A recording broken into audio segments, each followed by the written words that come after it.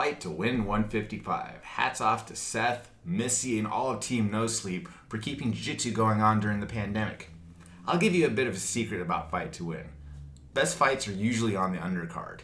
You know, when you have the local fighters coming up, getting their chance to strut their stuff on the stage, fighting in front of teammates, local family, etc., they're out to put on a show. They'll go after each other, and if you look at the Fight2Win Instagram page, you're going to see some crazy submissions going on. You don't really want to miss it. I always recommend starting from the beginning. Then by the time you get to the main event, you always have marquee matchups, but oftentimes as you get a little bit older in this game, you fight a little bit more not to lose as opposed to fighting to win. And oftentimes, even though we build these matches up quite a bit, they tend to be a little bit of a letdown, if I'm going to be honest with you.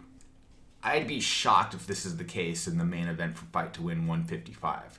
You have two assassins going after each other, in Patti versus Gracie Gundrum. You have the veteran in Patti, who's a 3-time IBJJF no-gi champion, versus the new up-and-comer Gracie Gundrum, who's not really an up-and-comer if you've looked at her track record before, but she did recently pick up her black belt from Eddie Bravo back in July. I actually reached out to Eddie and asked him what he thought about Grace and the whole of the 10th Planet Pantheon and where she stands among his fighters, and he actually said that he would place her in the top 3 in terms of technical ability.